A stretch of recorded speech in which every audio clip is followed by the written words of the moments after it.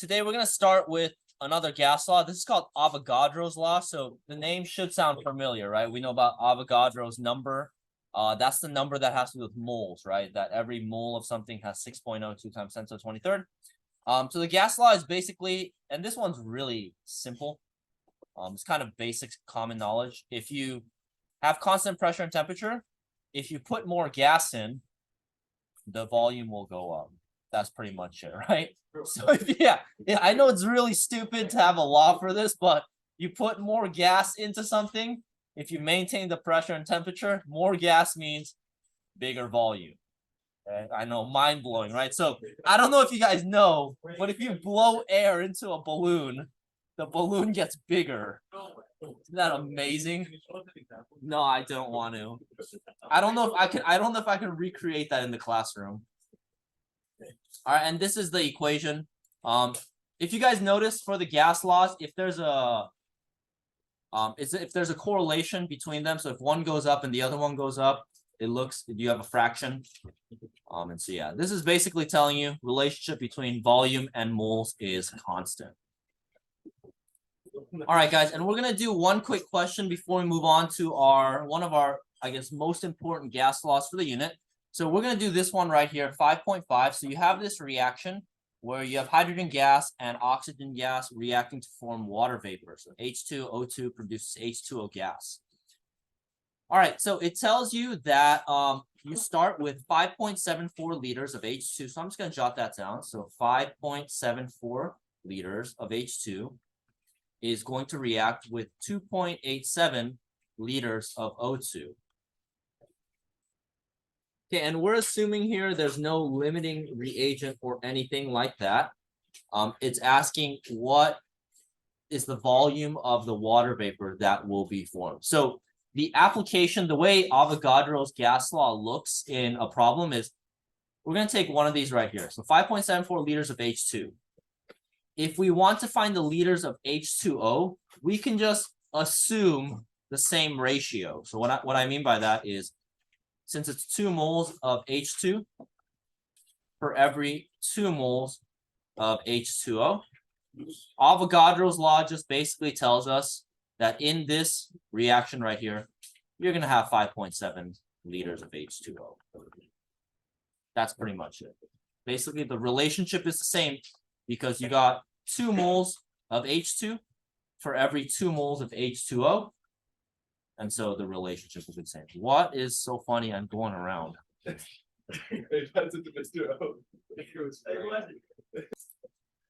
All right, so the most important gas law of the unit is this right here, ideal gas law. Now, before you guys start copying things down, please listen to me first. I'll explain what's most important and what's not. So ideal gas law is basically what we talk about an ideal gas. So it's a hypothetical gas where we have a couple assumptions about the gas. And these I do want you guys to jot down. In an ideal gas, we assume that the gas molecules do not react with each other. Okay, so we know that gases react with one another, right, to form other compounds. But in an ideal gas, we assume that the gas molecules don't interact with each other. And we also assume that the volume of the actual molecules is smaller than the volume of the gas. Okay, so we're basically assuming the gas is there, but it doesn't really have any like physical properties. So we're assuming that there's no real volume to the molecules. If we put it simply, the ideal gas law is a way to talk about a gas, very simplified without taking into account like all the little minute things. And we get an estimate of how a gas would actually function using these variables right here. So make sure after you copy that down, you guys copy down the ideal gas law. This one is the most important one for the unit. It's PV equals nRT. And I have all the variables interpreted for you guys right here. I'll give you guys a second to copy that down, and then I'll take some questions. So if we take a look at the equation sheet, you guys see the ideal gas law right here, right? So let's break down what the ideal gas law is using the equation sheet. So basically, P is pressure. We already talked about pressure. V is volume. N is the moles of gas. So how many moles of gas we are talking about? Now, before we move on to the other ones, I do want to talk about moles real quick. The N is moles, and as you guys know, we can convert between moles and grams, right? So if you ever get grams of the gas, just understand that you can convert that into moles and plug it into the ideal gas law. Okay. I just want to listen for a second. Okay. But also show you my list of back to school and you got more on now. All right. Next is R. And if you guys take a look, R is the ideal gas constant. Now, if you guys take a look on the AP sheet, there's a lot of different variable or numbers we can use for R, right? The one that we are going to be using the most is this one right here, this second one. Okay. So I would put like a star or something next to it. We're mostly going to be working in terms of liters, atmospheres, moles, and Kelvin for the other variables in there. But if you ever get torr, you can use this one. And if you ever get joules, you can use this one. But for the most part, I'd say about 90% of the time, we'll be using 0.082, and I round that to 1. Okay, that's what R is in the ideal gas law. So R is 0.0821. All right. And then lastly, temperature. And make sure you guys remember temperature has to be in Kelvin. Okay. So again, the ideal gas law is how we talk about a gas. If we have some of the variables that describe a gas, we can figure out the other properties of that gas. Okay. Any questions on ideal gas law, what it is? And you'll start getting this on your exams going forward, so you don't need to memorize the ideal gas law. Again, just be comfortable using this. Okay. Okay, let's do some problems. Yes. Do we wish to know how to convert from Fahrenheit to Celsius? No, you did not. Okay, guys, so let's do 5.6. I want you guys to take about, I'm going to give you guys 2 minutes to try 5.6 with the person next to you. You're going to be using the ideal gas law, so just keep that in mind. That's my hint for you guys. PV equals nRT. Give you guys about 2 minutes to try it out, and then we'll move on to the next one.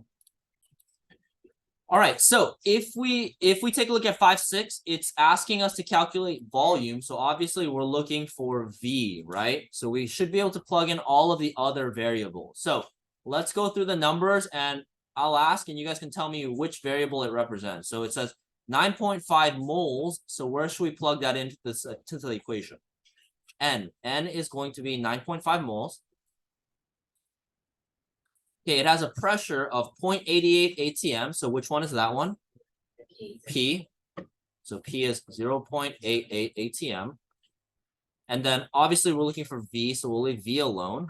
And then R, we're going to be, since we're talking in terms of atm, moles, and Kelvin, we're going to be using 0.08206. That's going to be your R. Yes. Is it okay if we just round that to 0.082?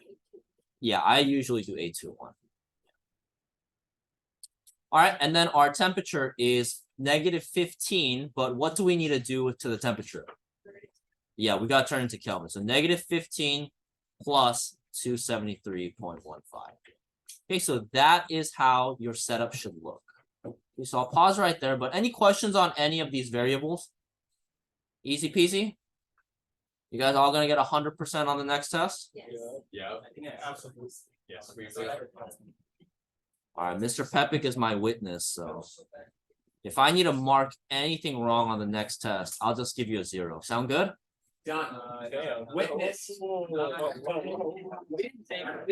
All right.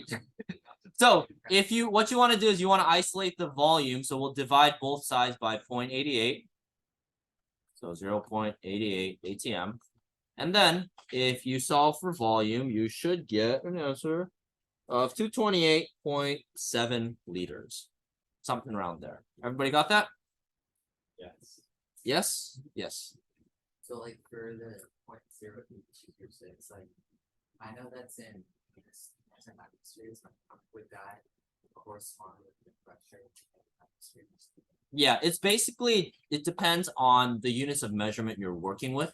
So here we're trying to find it in liters, right? Yeah. So this is probably the best one to use because if you take a look at the next one, you got joules. We don't really have anything to work with joules. Next one is calories. The other one is meters cubed and Pascal. So you basically want to use the one that works best with the variables that you have. Yeah. All right. Any other questions? Easy peasy? Yeah. We got that from the value of R. It's right here. It's also on the AP chemistry sheet. The ideal gas constant is 0.0821. Yeah, it's a constant, so it's always going to be the same number. Yeah, good question. Any other questions? Ideal gas law is easy. Okay. All right, we're gonna skip 5.7 and go straight to 5.9. And I want you guys to use what we've learned so far. This is kind of combining a couple things. It says to calculate the volume of 1 mole of an ideal gas at STP. Now, if you remember from last class, we learned about standard temperature and pressure, right? And STP, if you look at it, you don't need to memorize it because look, it's on your AP handout sheet. Okay. So I want you guys to take, I'm gonna give you guys a minute and a half to do this. Because it seems like you're experts at ideal gas law. So take about a minute and a half to do 5.9 and we'll go over it together. Okay, so we're using PV equals nRT again. Okay, and then I'm gonna ask you guys the variables and then you guys can tell me. So what's the pressure at STP? Yeah, 1 atm. So pressure will be 1 atm. We're looking for volumes, that's V. We have 1 mole. And since we're working with liters and ATM and stuff like that, we're going to use 0.0821 for our ideal gas constant. And what's the temperature at STP? Yeah. So that's 22.4. Huh? Is it just 22.4? Yeah. Yeah. 0. So yeah, the volume, if you calculate it, will be 22 point, but if we're going to be exact, it's actually 4.1. Okay, 4.1 liters. Okay, now, if you guys looked a little bit closely at the AP handout, what did you guys notice is underneath the STP calculation? Yeah, it tells you ideal gas at STP, which is 22.4 liters per mole. Okay, I know it's amazing.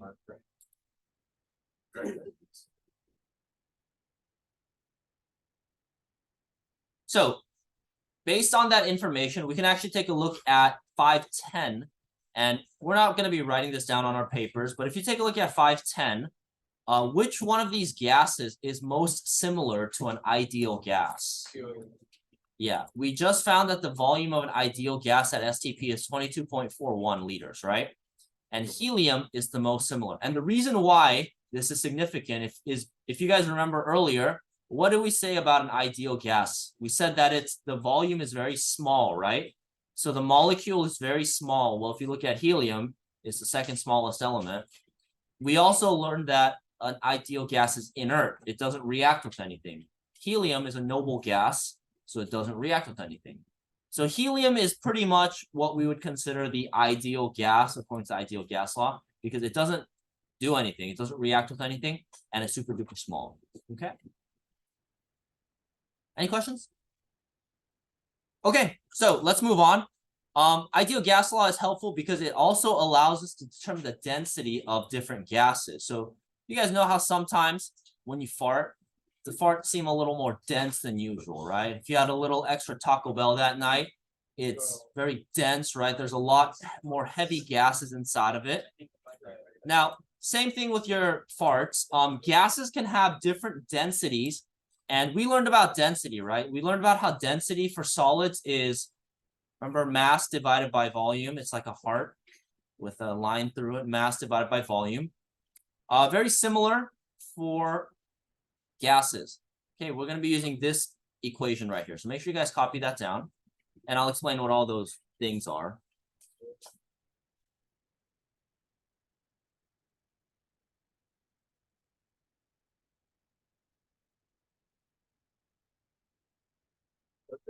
I'll explain in a second. It's not the coefficient. So, density for a gas is equal to this right here. You can use either equation, but the easiest way I like to think about it is if you take a look at this U sign, right? This is a symbol mu, and this stands for molar mass.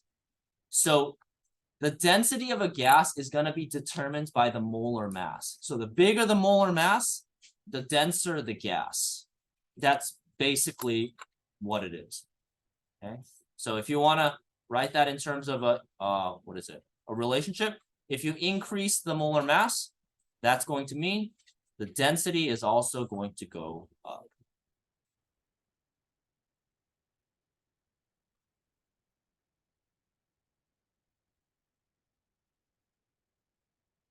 All right. Any questions about that concept? Easy? You still use the like 0. Yes, you're gonna want to. And I'll show you guys how to use it in a sec. All right, so we're gonna do 511, and it says here we're looking for the density of radon at 800 torr and 100 degrees Celsius. Now, if you guys notice, the pressure that we're working with is no longer ATM, right? It's torr. So what I think the easiest way, just to keep everything consistent, is when you have pressure, just turn the torr into ATM. Okay, so 800 torr, and we're gonna turn this into ATM. Now, is the relationship here? Ah, it is. Tells you right here, 760 torr is 1 ATM, right? So we can use dimensional analysis. You want to get rid of torr, so you put 760 torr on the bottom. You put 1 ATM on the top, and that way you can convert your torr into ATM. Okay, so I'm gonna let you guys finish that. This problem, the temperature is 100 degrees Celsius. Make sure you guys turn it into Kelvin. And I want you guys to use this information to finish 511. See if you can find the density of radon. And if you need to find it on your periodic table, radon's on the bottom right. Okay. So I'll give you guys about 2 minutes to do that, and then we'll go over it together. All right, so hopefully you guys were able to calculate the pressure in ATM. So all we got to do is divide it. 800 by 760, and that should give you 1.05 ATM. Okay, and then for temperature, we add 273.15 to make it Kelvin, so 373.15 Kelvin. All right, so far so good. Okay, we're gonna plug it into the density equation. For the density equation, we're gonna use this one right here. So the pressure will be 1.05 ATM. Okay, and then what is the molar mass of radon? 2.2. Yeah, 222. So 222 grams per mole. Okay, we're going to divide that by R, which is 0.0821. And then the temperature is 373.15 Kelvin. Okay. Any questions on those variables? All right, so you should get a density of 7.6, about 3 grams per milliliter. Sorry, grams per liter.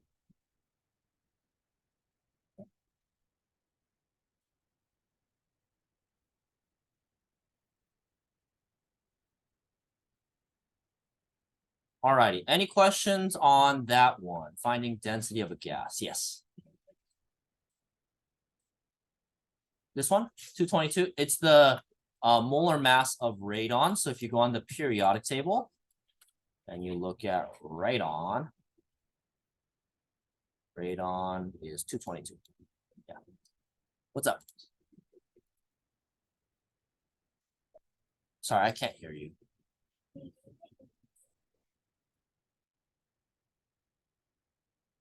Yes. Yeah, because remember the density is still mass over volume, so it'll still be grams divided by liters. Yes. You can use either the NU over V equation or the U over R. Yeah, depending on which variables you get. That's correct. Okay.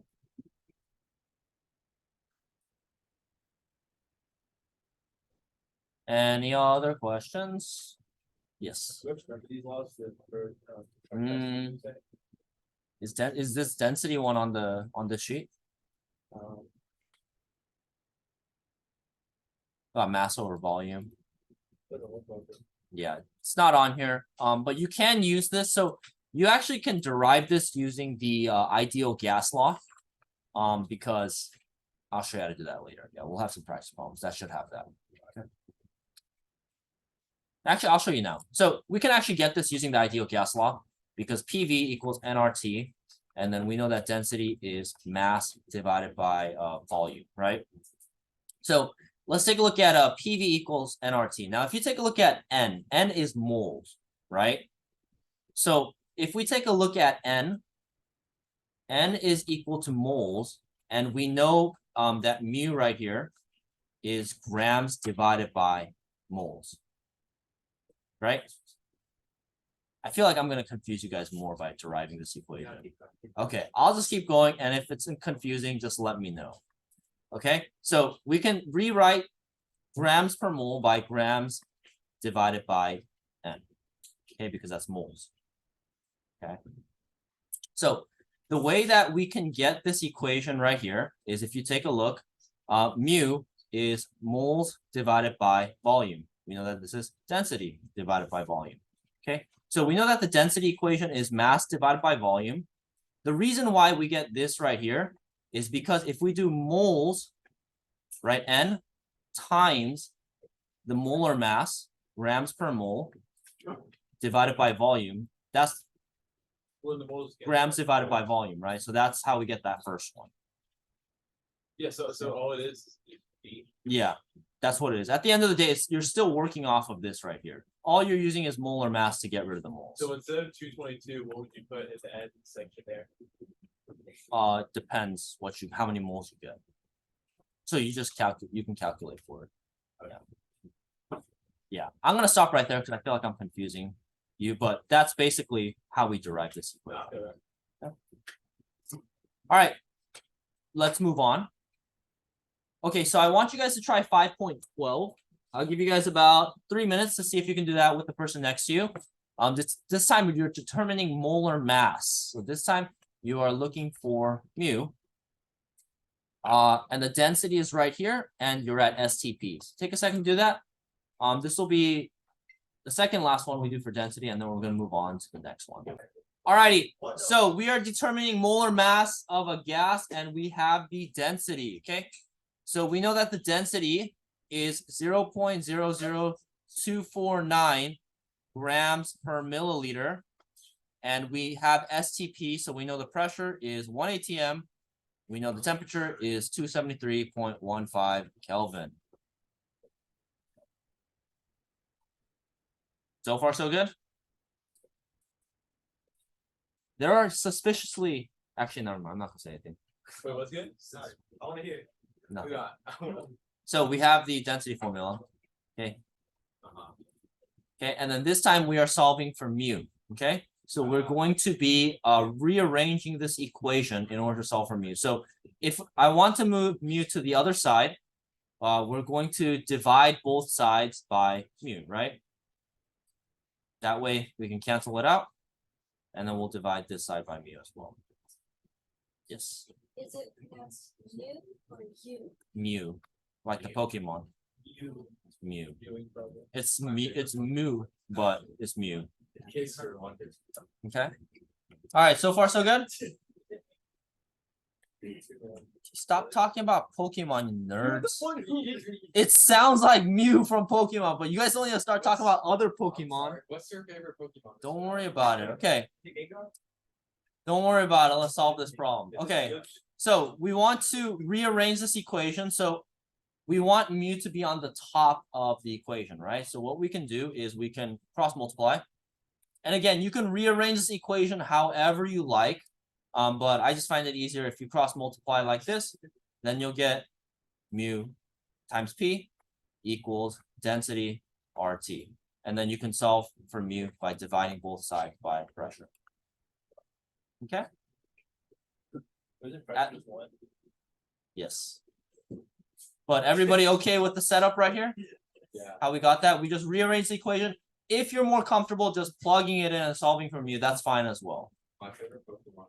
I really don't care. Dude, you bombed your last test. I don't think you can talk about. I totally did. Yeah. Wait, I don't well, know. that's bad, But but I went express. I didn't bomb it. Does that mean I can mess around? No. I literally wrote on the FRQ. I just wrote I'm gonna take test corrections. Because I literally like You guys are so annoying. All right. Now, before we solve for this, there is one thing that is wrong. What does anyone see it? Yes. Is it that it's a grams? It's grams per milliliter. What do we need to have it as? Liters. Yeah. Oh my god. So we do need to convert this into liters. So in order to convert this into liters, we need to divide by 1,000. And so it's going to be actually 2.49. So just keep that in mind. Be careful of the units of measurement. Okay. So again, just keep that in mind. We need to turn this into liters. So we're going to divide this by 1,000. And that's how we get 2.49 grams per liter. Okay. So we solve this problem and you should get a molar mass of 55.8 grams. Okay, some of you guys should have noticed the molar mass was way too small if you did it the other way. You said 0.00249 divided by 1,000 equals 2.49? Just move it left 3 digits. Sorry, multiply by 1,000. Sorry, Okay, yeah, thank you, okay. thank you. Multiply. My bad. Thinking about Pokemon. Yes. What did the final answer be grams? No, because you're solving for mu. It's grams per mole. So there's no moles on here, but it cancels out with the units of measurement for R.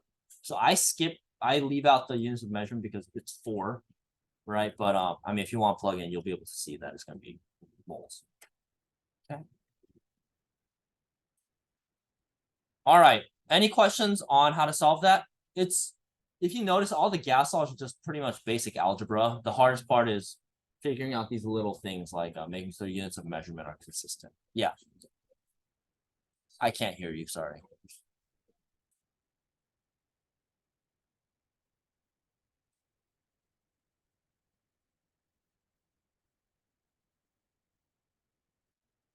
I heard literally nothing you said. Uh-huh. Yeah. What did you plug in for moles? And it still came out this way?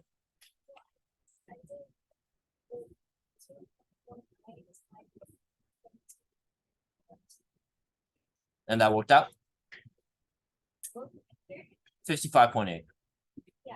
Okay, you should be fine. Yeah. Is it iron? Is iron a gas? No, At like, STP? is the thing iron? No, we don't know because you can get 55.8 with a variety of elements. Really? Yes. Add a couple carbons, oxygens, hydrogens. Oh, yeah. All right. Last question, and this one we're gonna do together. Okay, so we got a couple of different gases, and we're gonna figure out which one is the most dense. And this one is a lot easier than you think. We got Cl2, we got carbon dioxide, we got ammonia, and we got nitrogen. Okay, now before we even start, let's talk about how we find our answer. I mentioned this earlier. Does anyone remember what determines the density of an ideal gas? Yeah. Like, if the more mass is up, as more mass goes up, the density goes up. Yeah, whichever one. So highest molar mass. So just remember this. So the highest molar mass, mu, is going to equal the highest density. Okay, so this problem is really easy. It's whichever one has the highest molar mass is going to have the highest density.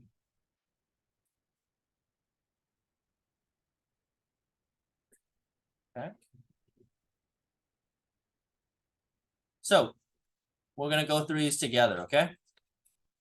So we're gonna go over this. So if we take a look at Cl2, okay, the molar mass of Cl2, we're gonna take chlorine, and just double it. So 35.45. So we double it, so that's 70.9. So chlorine will be 70.9. Carbon dioxide is 44. 12 plus 32, 17, 28. Okay, so which one of these is the densest? CL2. Cl2. And this is the reason why chlorine gas killed so many people in World War I. Because if you guys know, they did trench warfare, right? So this is the Allies, and then this is the Axis powers, and then they were shooting at each other from inside the trenches, right? And then they release the chlorine gas, and since it's the most dense, what happens to dense things? They sink. So all the other gases that were in the atmosphere, like mostly nitrogen, right? 28, carbon dioxide, 44, oxygen, which is 32, they're less dense. So chlorine gas would go across the battlefield and it would sink into the trenches, and that's why they all died. That's chlorine gas. Who used that? Both sides used it. I'm not gonna tell you how to make it. Yes. I know that There's, like, poison. Yes. That's how they poisoned each other. Yeah. Is that why chloroform is like ridiculous? That's different. Okay, moving on. All right, let's talk about the last gas law. Okay, this one is called Dalton's law of partial pressures. You can just call it the partial pressure partial pressure law. Okay, and this one is really easy. You guys don't need to write down the explanation. Just take a look at this equation. Basically, if you have multiple gases in one container, okay, every single one of those gases has its own pressure, right? The total pressure is equal to the pressure of all of them combined. That's it. So here we have a container of oxygen, which is at 159, nitrogen at 539, 593. If you put those two gases in the same container, they'll combine their pressures, and that's the total pressure. Okay, so every gas inside of the container has its own pressure, and the total pressure is the sum of them combined. That's it. That's partial pressures. And this seems really easy, but we get some really gnarly FRQs out of this law. Okay, which is how we're gonna end the unit. We're almost done now. Are we gonna have to like this? Yeah, we're gonna have a nice fun FRQ. All right, but before we move on to the hard FRQs, does this make sense? Yes. Okay, you got one gas, say the pressure is 1. You got another gas, say the pressure is 2. You put them in the same container. What's the total pressure? 3. Yes, that's it. Okay, let's say the pressure in this in this room is, I don't know, 5 atm. Okay, let's say there's nitrogen in there. Nitrogen is 3 atm. If we take out all the nitrogen, what's the pressure? Yeah, that's it. That's partial pressure. Got it? Easy peasy. All right. Let's do a quick problem. Okay, so we're going to do 5.14. And I'm going to draw you guys a great picture to help you guys start. And then we are going to, I'm going to have you guys try it on your own. Okay, so you got a container. And inside this container, let's do red for O2, okay? You got 6 grams of O2 in here. So, ooh, O2 gas in here flying around. Beep, beep, beep, beep, beep, beep. Right? 6 grams. And then let's say you have CH4, methane. And let's do that blue, and that's going to be 9 grams. So we got methane in here. Okay, it's flying around. Okay, it tells you the volume of this container is 15 liters, and the temperature is 0 degrees Celsius. We are going to find the partial pressure of each gas. So you're going to be looking for the pressure of oxygen, and you're going to be looking for the pressure of methane. So I'm going to do one of them with you guys, and I'll have you guys try the other one on your own. But does this scenario make sense? Yes. Okay.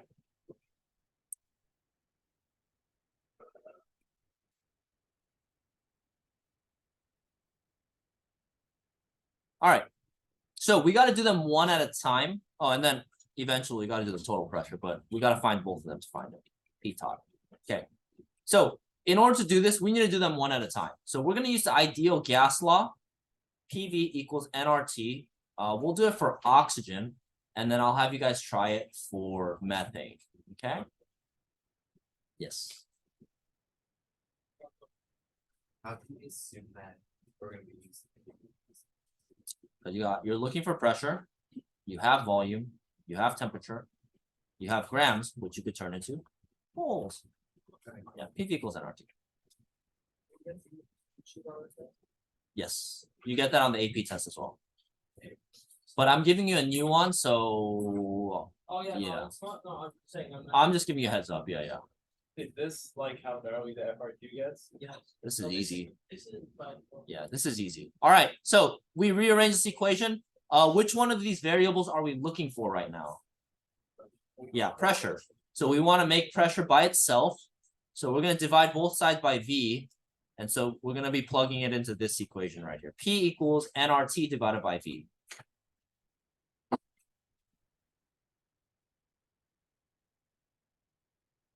I really hate that some of you guys have so much fun in this class. I need you guys to be miserable. What's wrong with Okay. me? I'm sorry, Mr. O.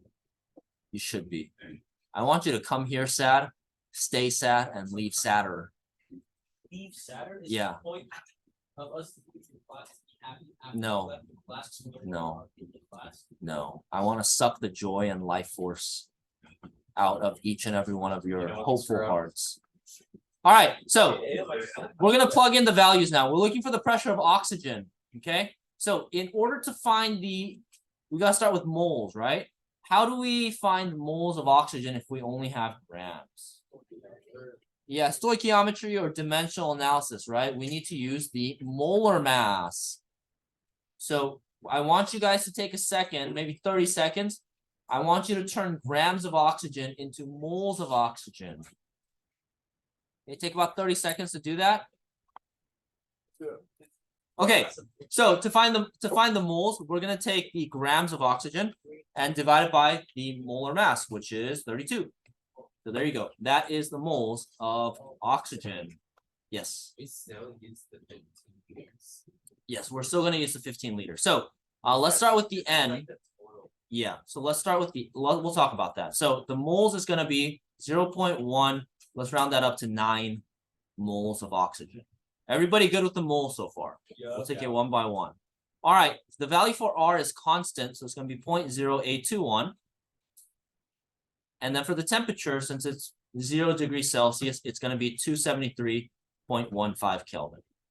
Okay, so I'll pause right there with the numerator. Any questions on any of those three values?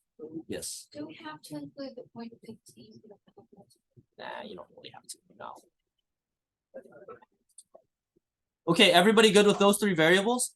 So let's talk about the volume. So if you take a look at the volume, it's 15 liters, right? But the reason why it's going to be 15 liters and the reason why you don't shrink it is think about gases. When you fart, what happens to the gases? It expands, right? So if you think about your fart, right? I taught you guys how there's many different gases in your fart, right? Water vapor, methane, carbon dioxide, nitrogen, sulfur, right? And all those gases, they all still take up the same amount of space, right? So it doesn't matter if there's 2 gases, 1 gas, a million gases, they all contain the same, they all have the same volume because gases expand to fill their container. Okay, so that's why it's 15 liters. All right, so you plug and chug into the calculator. And for the partial pressure of oxygen, you should get a value of 0.28. Okay. Thank you for confirming. I make a lot of mistakes and I get confused. Everybody makes. Alright. Yeah. It's hard when you're making this up as you go along. This is all fake, by the way, guys. Chemistry is not real. Yes. Yeah. What been funniest? All right. So do you guys think you can find the pressure, partial pressure of methane? Okay, let me give you guys 3 minutes to find the partial pressure of methane, the blue one, CH4. And then after that, see if you can find the total pressure of the gases in this container. Okay, take about 3 minutes to do that. All right, so let's plug in our values for the partial pressure of methane. Okay, so the moles of methane, you want to turn 9 grams into moles. So you would just divide that by 16, which is the molar mass. And that should give you moles, which is 0.56 moles, around there. So far, so good? All right, we're going to plug in the same value for R. Temperature is 273.15 Kelvin. And then the volume is still 15 liters. So if you notice, the only thing that's different is the moles of the gas. That's it. All right, so we calculate for the pressure, and then the pressure you should get about 1.12 atm. All right, and then to find the total pressure, super easy. You just add them up. Did I mess up a calculation? Oh, wait, sorry. It's 1.12. And then the partial pressure is 0.8. Sorry. Thank you. Sorry, guys. You guys can teach this class. You should. I'm just making this up, guys, as I go along. All right.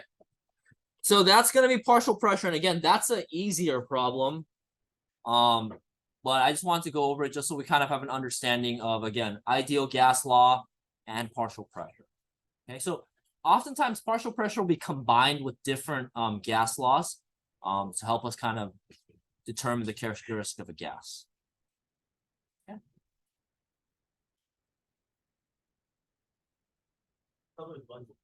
All right, moving on.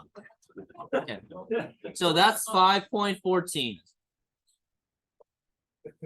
Okay, so we're gonna do 2 different FRQs, and these are very common on the AP test.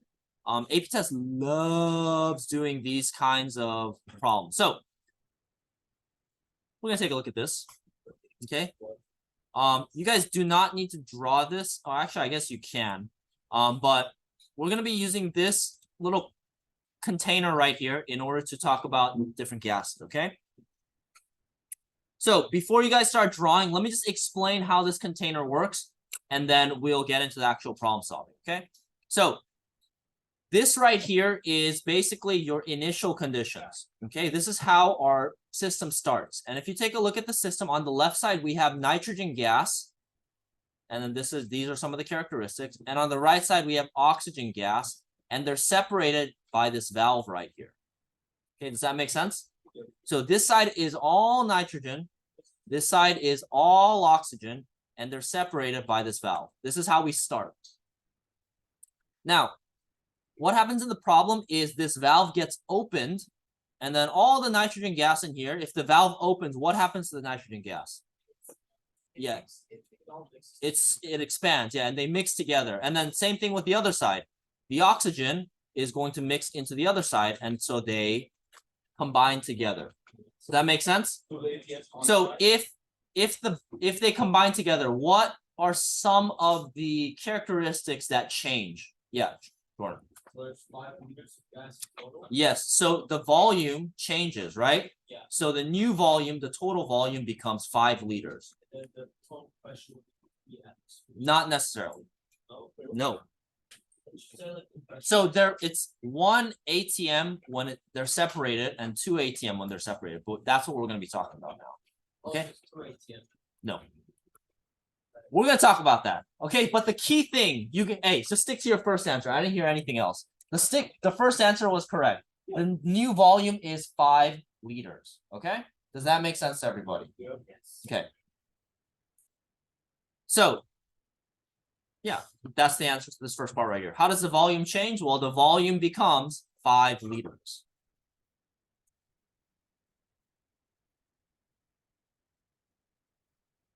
Okay. Now, it's asking us, what is the partial pressure of nitrogen after the mixing? Okay, so let's just think about what happened. Okay, we have a new volume for the nitrogen, right? What do we call new volume in terms of our equations? V2. So V2 for nitrogen is 5 liters. Well, if there's a new volume, which is V2, what was V1? For nitrogen, 2. V1 is 2. Let's kind of see where this is going. Okay, what is so 1 ATM? What's that variable called? Yeah, Is that P1? this is P1, and it's asking us for the new pressure, which is we're looking for P2. So we got P1 V1, P2 V2. What law do we use? Yeah, temperature is constant. Yeah. So for those of you that didn't get it, because we're kind of segmenting it, let's bring it back together. So when you open the valve, the nitrogen can expand, right? So it has a new volume. Nitrogen used to be just 2 liters. Okay, so the V1 was 2 liters. Okay, we open the valve, nitrogen can spread. The new volume is 5 liters. So that's V1 and V2. Before we opened it, the pressure was 1 ATM. But as we know, if we change the volume, the pressure also changes, right? And so there's going to be a new pressure, which we call P2. So we're going to be looking for P2. And so if you guys remember, that's Boyle's law. P1 V1 equals P2 V2. Yeah. How many laws do you guys remember? All of them. Yeah, but is there like a list of laws that you can like? Yes. In your notes. All right, but does that make sense, guys? Why that happens? Okay, so we just need to plug in our values right here. So P1, hey, good luck. Yeah. Okay, so P1 is 1 ATM. V1 is 2 liters, equal to P2, which was what we're looking for, and 5 liters. Yes. But what about whoever's law would say that the pressure is added up? Like Yeah, so we're just talking about the pressure of nitrogen right now. Oh. We have to find them separately. Okay. Okay, but let me pause right there. Does that make sense, guys? Yeah. Okay, so to find P2, we just need to plug it into this equation, which is on this side is 2. 2 divided by 5, which is 0.4. So P2 will be 0.4 ATM. And this makes sense because if the gas expands, the pressure goes down, right? When you fart, the pressure goes down. Yeah, the volume gets bigger. Okay, always think about it in terms of fart, guys, and it will make sense. Hey, what about Is it 1 times 22? 1 times 2. 2 liters. Sorry, that looks like. Oh, it looks like 22. I apologize. I'll just put the numbers. But then it makes sense. No, my fault. That's on me. 2 divided by 5. Yeah. That's- All right. Does that make sense, guys? How we find the partial pressure of N2? Okay. I want you guys to finish up this problem. I'll give you guys about 2 minutes to do this. It should be pretty simple. I want you to do B, where you're finding the partial pressure of oxygen, and then find the total pressure. And guys, AP test loves this question. I also love this question. Why is the street? That's my hint. I love this question.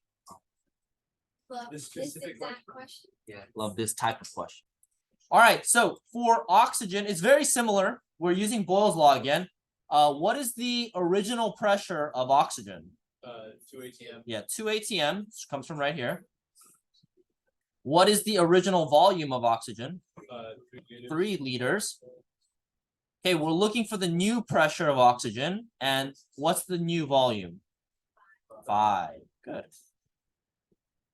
Okay, you guys good? So P2 should equal 1.2 ATM, Oh, right? yes. Okay. Whew. All right. So total pressure, you just add them up. And then the total pressure will equal to 1.6 ATM. And again, guys, AP test loves this question. And I also love this question. I love this question so much that I want to share it with everybody. Okay. Including us on our heads. Yes, How many efforts you done? I forgot. I haven't looked at it in a year. It's not very fast. Guys, I'll be honest. I don't look at the material for this class for a year until we come back to it. And then I relearn it with you guys. Wait, Jeff, But so you use the same test every year. No, I have a cycle. It's like my test was different. Yeah. It's kind of just going as you go. Yeah, I kind of remember as I teach it. So by the end of the year, you get everything and then you're. Yeah. Being old, And actually, It's not like if you came to me in the summer and was like, yo, what's on the kinetics, I'll be like, rate laws, like I'll tell you the general stuff, but I won't know what's actually in there. But like realistically, guys, it's not that crazy to think about it because like at the end of this year, do you guys remember anything we did? But we're not a teacher. All right, let's move on. Okay, so the next problem is something that looks like this. Now, AP test also loves this type of question, and I think this one might be one of the last ones we go over. The rest of it is actually not too bad. You'll be able to take a look at it in your reading.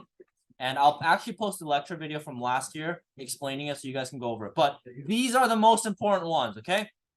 So we're gonna talk about this scenario right here. So when you have a chemical reaction, sometimes it makes gases. So for example, let's say that we're reacting zinc sulfuric acid. It's gonna create zinc sulfate, but it's also gonna create hydrogen gas. Okay, does that make sense? So let's say that right here, this is our container of water.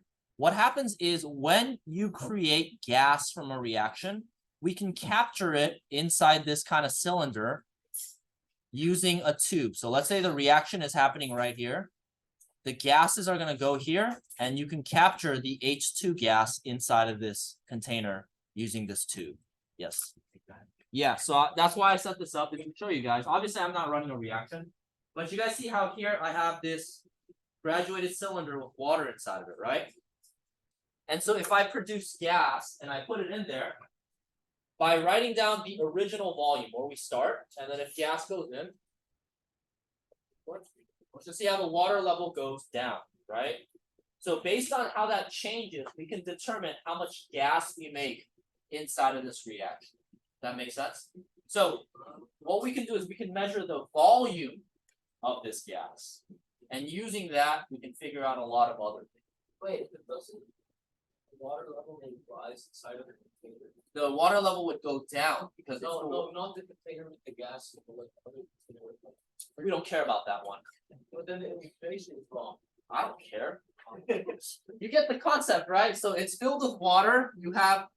It's all filled with water. You add gas in it, and depending on how much the water level goes down, that tells you the volume of gas that was made in the reaction. Does that make sense? Now this gas right here has the same thing that all the other gases have: pressure, temperature, moles, grams, all that good stuff. The point of this setup is to figure out how much volume of gas you made in the reaction. Does that part make sense? Okay. Now I'm gonna give you the killer FRQ because I hate this one, but it's gonna. But at the same time, I love it, so I will share it with everybody. So no, this one right here. I know, that's how much I love you guys. All right, so let's say right here in this scenario, it tells you that 159 milliliters of wet H2, and I'll talk about what wet H2 is in just a second, is collected over water at 23 degrees Celsius. Okay. So what this is telling us is that the temperature here is 23 degrees Celsius. And when this reaction took place, it produced inside of here, the volume of H2 is 159 milliliters. Okay. So far so good. I'll stop right there. I know there's a lot more numbers. Is this gonna be using the ideal? So I'll talk about that and how to solve it. But just for now, this scenario makes sense. Yeah. Yes. Yeah. So all the way from the beginning. So this reaction happens. So let's say it's connected to this tube and this is the reaction. Okay. The reaction creates H2 gas. H2 gas goes into the tube and gets trapped in here. So there's H2 gas in here. And then we're just going to use the numbers. The amount of H2 gas we have, the volume is 159 milliliters. Okay. The temperature of this whole setup is 23 degrees Celsius. That's all we did so far. Okay. Yes. I'm going to talk about how to solve. Just does this make sense? Okay. Because you keep asking how we're going to solve. We're going to go over it. Okay. So we did this. and we did this. There's H2 gas up here. Now, the reason why it says wet H2 is because when you have a container like this and there's water inside of it, okay, water is interesting because it will vaporize even if it's not boiling. So if you have a cup of water like this right here, there's water molecules just coming out of it very slowly. And so if there's water molecules going up, they get trapped in here, right? So what other gas is inside of this container other than H2? Oxygen. Not oxygen, water. There is water floating up here with the H2. And that's why it's called wet H2, because it has water and H2 inside of trapped inside this container. Okay, that's what the wet H2 means. It means there's H2 gas and water vapor in there. Okay, I know that can be a little confusing, but any questions about that? Yeah. The water vaporizing is Brownian motion, right?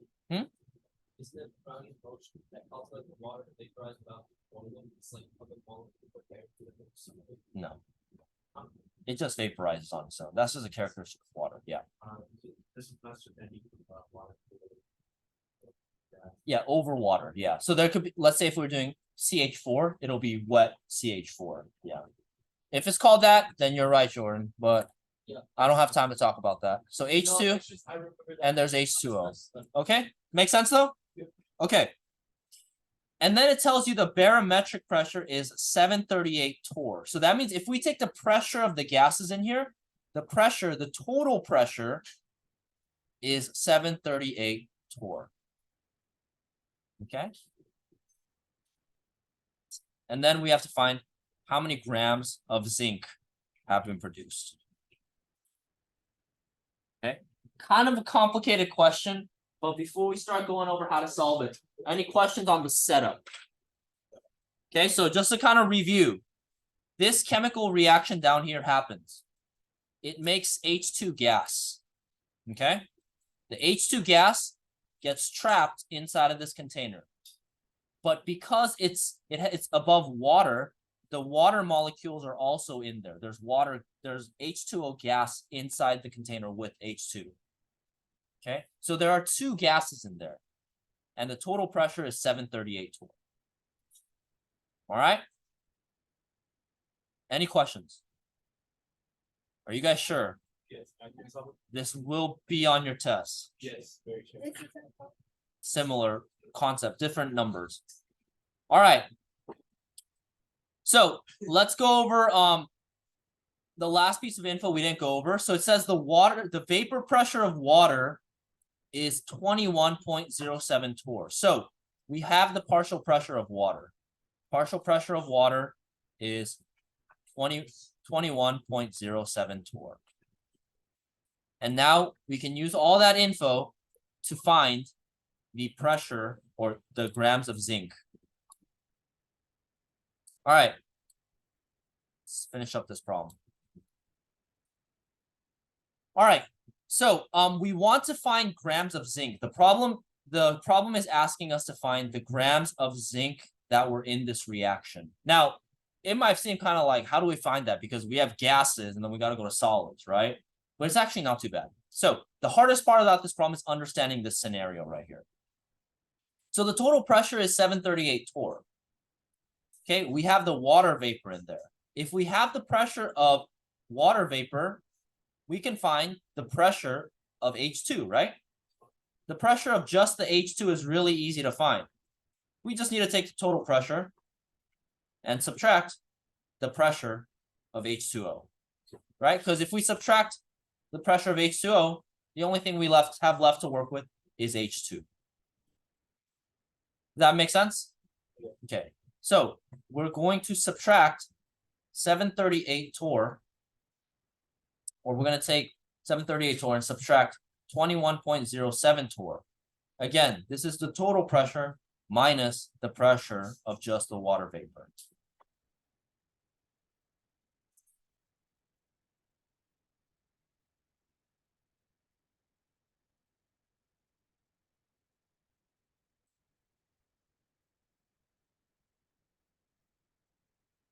Okay, so we plug that into our calculators.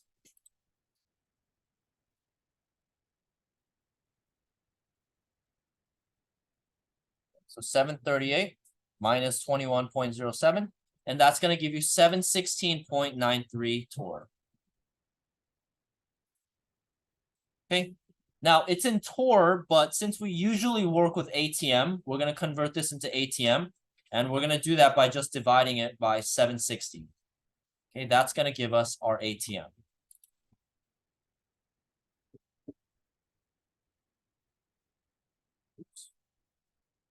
Okay, that's going to give us a value of 0.94 ATM. Okay, and this is talking about H2 gas. All right. I'll pause right there. Any questions on how we got the ATM, the pressure of H2? Okay, all we're doing is the partial pressure law, taking away the water vapor. All right, next, what we're going to do is we're going to turn this into moles of H2. Okay, and that's pretty easy, yeah. Yeah, that's exactly what we're going to do. We're going to use, so this is step 1. Step 2, we're going to use PV equals nRT to turn this into moles of H2. So we're looking for moles of H2.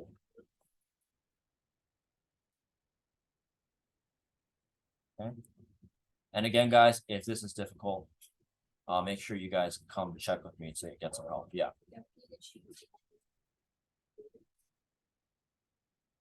Yes. Okay, so let's plug these values in. So we're solving for moles, so we're going to rearrange this equation. So the N is equal to PV divided by RT. The pressure of H2 is right here, 0.94 ATM, times the volume of H2, but it's in milliliters. So we turn it into 0.159 liters, divided by R, 0.0821. And then the temperature, which is 23 degrees Celsius plus 273.15. And that's going to give you your moles of H2.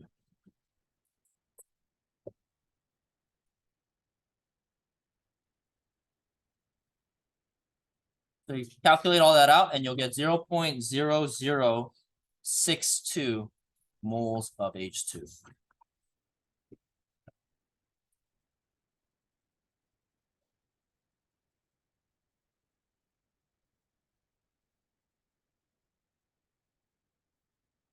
Nope. We're looking for grams of Zn. So the final step, and if this is hard to see, I'm sorry, guys. I have this recorded, so just make sure you double check. But what we're going to do is we're going to take the 0.0062 moles of H2. We're going to do stoichiometry now to turn it into grams of zinc. So if you take a look at it, what's the mole ratio between zinc and H2? Yeah, just 1 to 1. So 1 mole of H2 for every 1 mole of zinc. And then if you want to turn it into grams, you're going to use the molar mass. Zinc is, thank you, 65.3 grams of zinc. And then that'll give you your final answer, 0.4 grams of zinc. And that's it. So if you guys take a look at this, this is kind of like a combination of everything we learned, right? We got partial pressure, ideal gas law. We got stoichiometry with molar mass. Okay.